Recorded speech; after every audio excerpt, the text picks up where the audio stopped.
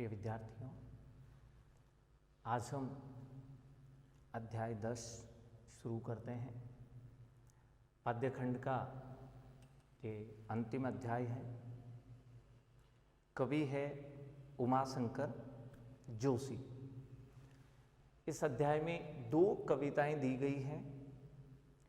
पहली कविता है छोटा मेरा खेत।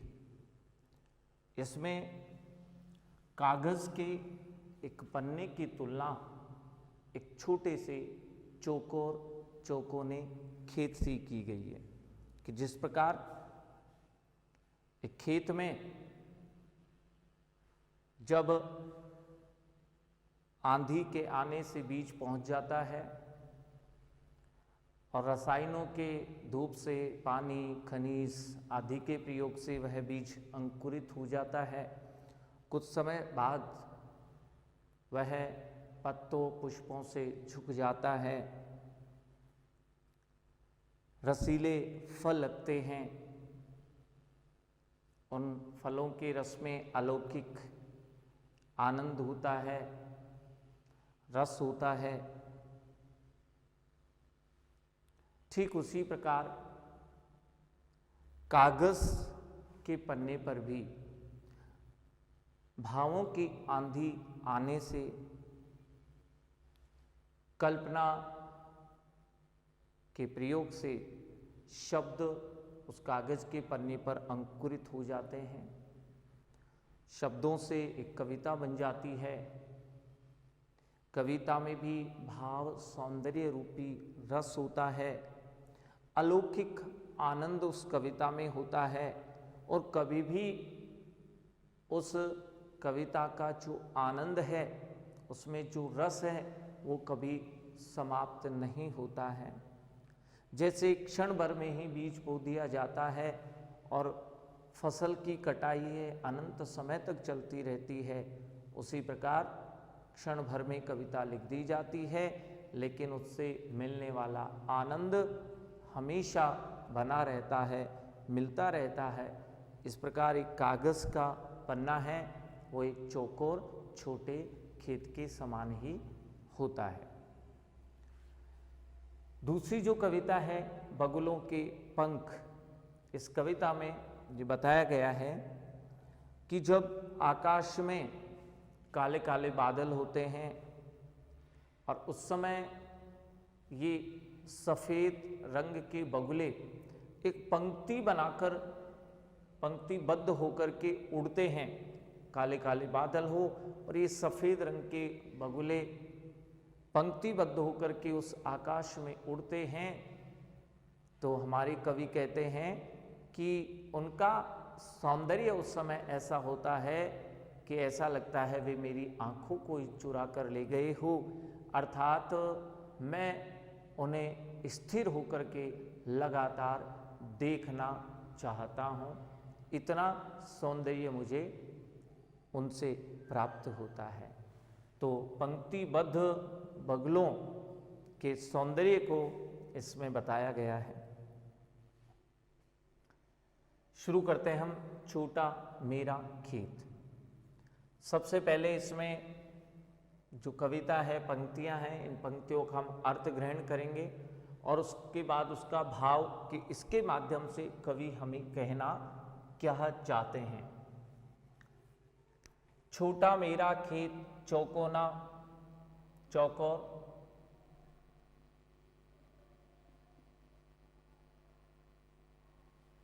कागज का एक पन्ना। कवि कह रहे हैं कि कागज का एक पन्ना मेरे छोटे से चौकोर खेत के समान है। जैसे कागज का एक छोटा सा पन्ना होता है, चौकोर होता है, ठीक वह कागज का पन्ना एक मेरे छोटे से चौकोर खेत के समान है। कागज के पन्ने की तुलना एक चौकोर खेत से की जा रही है। कागज का एक पन्ना मेरे छोटे से चौकोर खेत के समान है। कोई अंधड़ कहीं से आया, क्षण का बीज वहां बो गया। अंधड़ यानी आंधी। कोई आंधी कहीं से आती है, कई बार आंधी आ जाती है, बीज वहाँ बो गया और वह खेत में बीज बो देती है। कहीं से आंधी आती है और वो बीज उड़ा करके ले आती है और क्षण भर में ही खेत में बीज बो देती है। यहाँ अंदर का एक अर्थ आंधी आएगा और दूसरा अर्थ यहाँ भाव आएगा। जब भाव रूपी आंधी आती है, जैसे कहीं से आंधी आ जाती है और वह क्षण भर में खेत में बीज बो जाती है, ठीक उसी प्रकार जब भाव रूपी आंधी आती है, भावों की आंधी आती है, तो वह विचार रूपी बीज, यहां बीज विचार के लिए आया है, आंधी भावों के लिए है और बीज विचारों के लिए। क्षण भर में ही विचार रूपी बीज बो देती है, अर्थात भावों की आंधी आने से अनेक प्रकार के विचार उत्पन्न होने लगते हैं। कोई आंधी कहीं से आती है, क्षण भर में ही खेत में बीज बो देती है, उसी प्रकार जब भाव रूपी आंधी आती है तो विचार रूपी बीज बो देती है, अनेक प्रकार के विचार उत्पन्न होने लगते हैं। रसायनों के प्रयोग से, अभी कल्पना को हम छोड़ देते हैं थोड़ी देर। रसायनों को पी यानी रसायनों के प्रयोग से, पीने का अर्थ यहां प्रयोग है, पानी है या खनिज है, सूर्य का प्रकाश है या खाद है विभिन्न प्रकार के, इन रसायनों के प्रयोग से जो आंधी के द्वारा बीज बोया गया था, कहा जाता है कि निःशेष यानी संपूर्ण, वह संपूर्ण बीज गल जाता है। रसायनों के प्रयोग से संपूर्ण बीज गल जाता है, फिर वह बीज अंकुर फूटे अंकुरित हो जाता है। रसायनों के प्रयोग से वह बीज है गल जाता है, अर्थात वह फूट जाता है और फिर अंकुरित होता है, और कुछ समय बाद पल्लव यानी पत्ते, पत्तों और पुष्पों से नमित यानी झुक जाता है। जब बहुत सारे पत्ते और पुष्प उस पौधे के लगते हैं तो उनके भार से, उनके वजन से वह नमित हो जाता है, अर्थात विशेष रूप से झुक जाता है। वापस देखते हैं, हम ये अर्थ ग्रहण कर रहे हैं, इसके बाद भाव भी ग्रहण करेंगे। अर्थ क्या है कि रसायनों के प्रयोग से संपूर्ण बीज गल जाता है, फिर वह बीज अंकुरित होता है, कुछ समय बाद पत्तों और पुष्पों से विशेष झुक जाता है, अर्थात कल्पना के प्रयोग से। यहां रसायन कल्पना को कहा गया है, तो कल्पना के प्रयोग से, और बीज कौन सा था ऊपर बात कर चुके, विचार।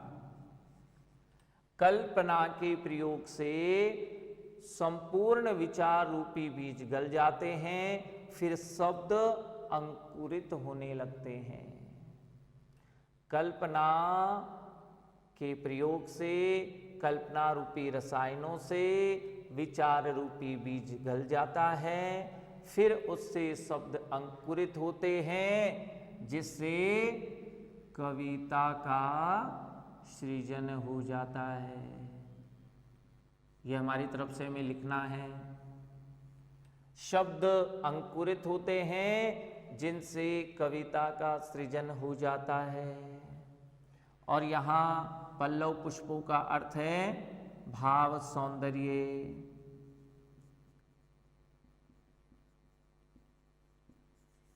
और वह कविता भाव सौंदर्य रूपी पत्तों और पुष्पों से झुकी रहती है।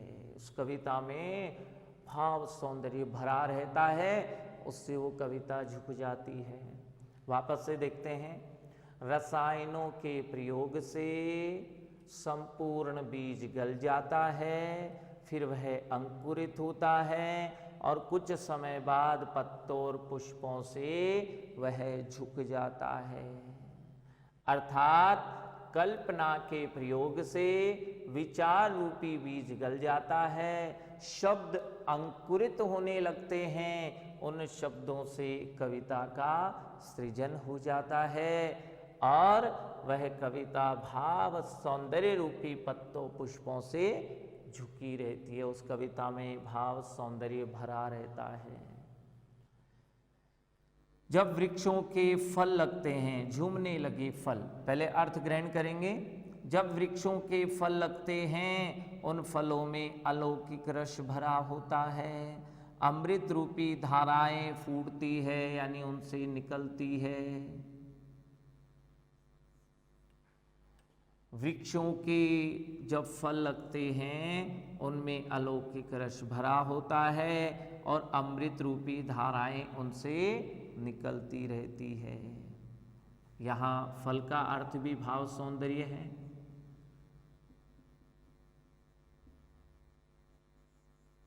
कविता में भी भाव सौंदर्य रूपी फल लगे होते हैं। उस कविता में अलौकिक रस भरा रहता है और कविता से भी अमृत रूपी धाराएं निकलती रहती है। रोपाई क्षण की, कटाई अनंतता की।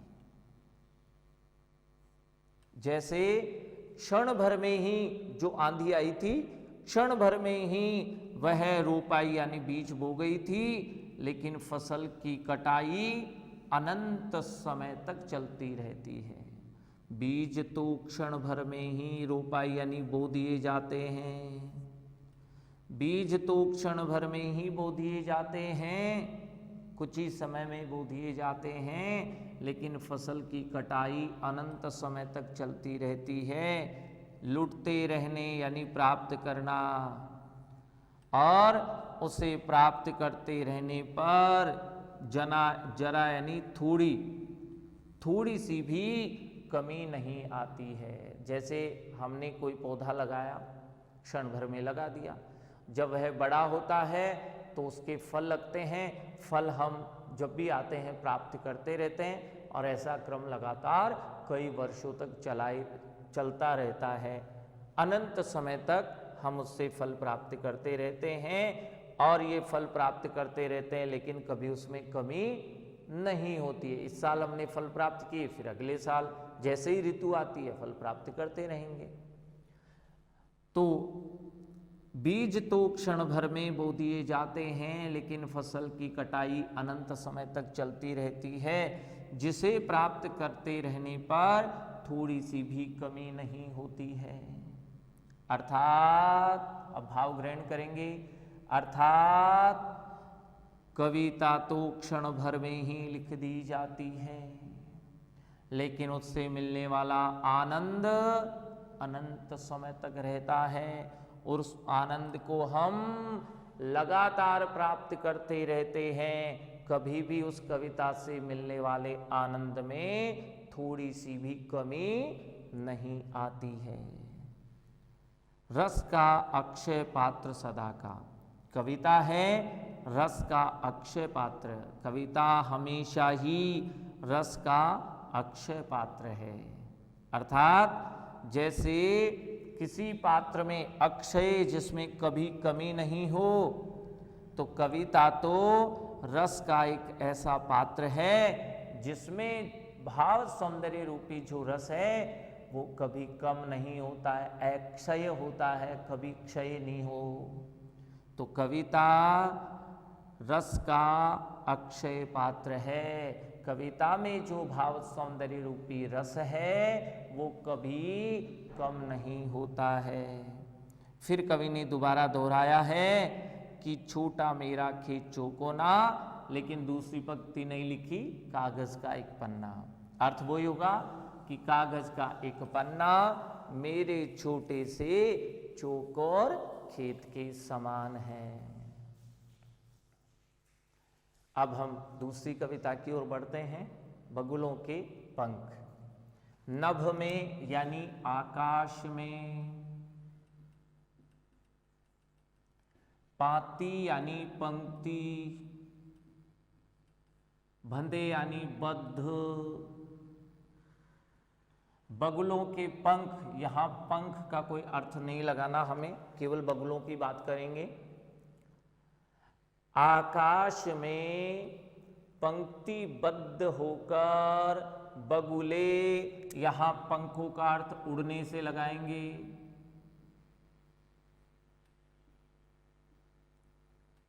आकाश में पंक्तिबद्ध होकर बगुले उड़ते हैं। तो कवि कह रहे हैं चुराए लिए जाती वे मेरी आंखें। तो बगुलों की वह पंक्ति मेरी आंखें ही चुरा ले जाती है। आंखें चुराने का अर्थ है लगातार देखना, अर्थात मैं उन्हें लगातार देखता रहता हूं।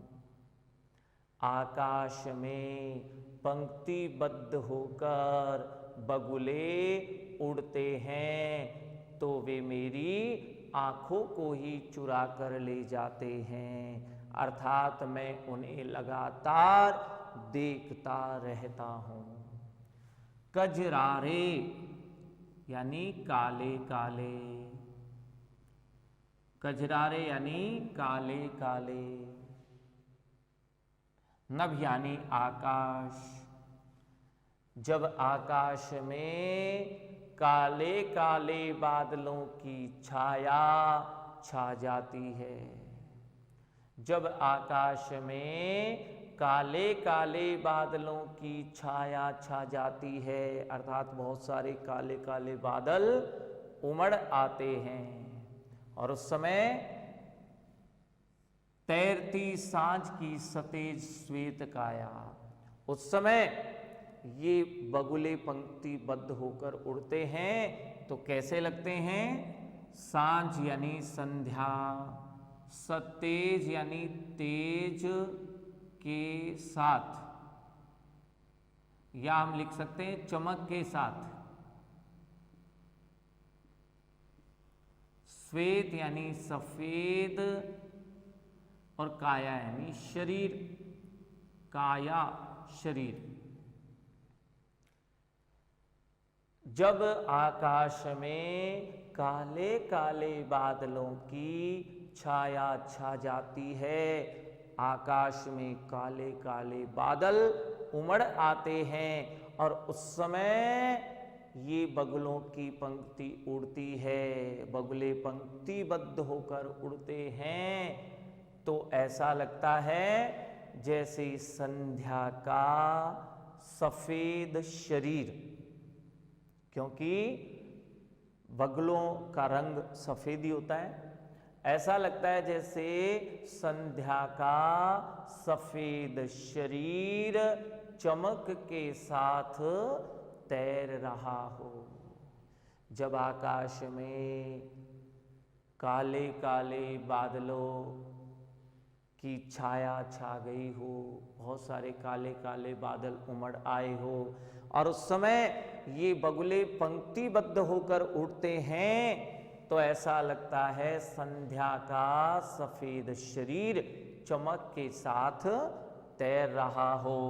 यहां मानवीकरण अलंकार है, क्योंकि संध्या के सफेद शरीर के तैरने की बात है, यहां मानवीकरण अलंकार होगा। होले होले, यहां पुनरुक्ति प्रकाश अलंकार है। पुनरुक्ति प्रकाश अलंकार हमने पहले बात की थी कि जब एक जैसा ही पद लगातार पुनरावृत्ति में हमें नजर आता है और अर्थ एक ही होता है, समान होता है, तो ऐसी स्थिति में पुनरुक्ति प्रकाश अलंकार होगा। होले होले दोनों पदों का एक ही अर्थ है, धीरे धीरे। होले होले जाती मुझे बांध निज माया से, ये बगुलों की जो पंक्ति है, धीरे धीरे मुझे निज यानी अपने माया यानी जादू, अपने जादू से बांध देती है, अर्थात मैं उस समय बिल्कुल स्थिर हो जाता हूं।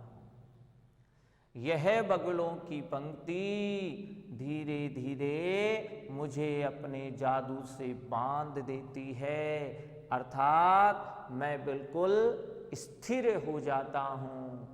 कोई उसे तनिक थोड़ी देर रोक कर रखो, अर्थात कवि कहते हैं कि मैं उस सौंदर्य को, जब आकाश में काले बादल हो और ये सफेद रंग के बगुले पंक्तिबद्ध होकर उड़ते हैं, तो मुझे बहुत अच्छे लगते हैं। इनके सौंदर्य को मैं स्थिर होकर लगातार देखता हूं, और कह रहे हैं कि कोई इस बगुलों की पंक्ति को थोड़ी देर रोक कर रखो, मैं अभी इस सौंदर्य को और देखना चाहता हूं। वह तो चुराए लिए जाती मेरी आंखें, नभ में पाती बंधे बगुलों की पांखें। आकाश में पंक्तिबद्ध होकर बगुले उड़ते हैं तो मेरी आंखों को ही चुरा कर ले जाते हैं, अर्थात मैं लगातार उन्हें देखता रहता हूं, स्थिर हो जाता हूं। कोई इस पंक्ति को रोक कर रखो, मैं उनके सौंदर्य को और देखना चाहता हूं। धन्यवाद।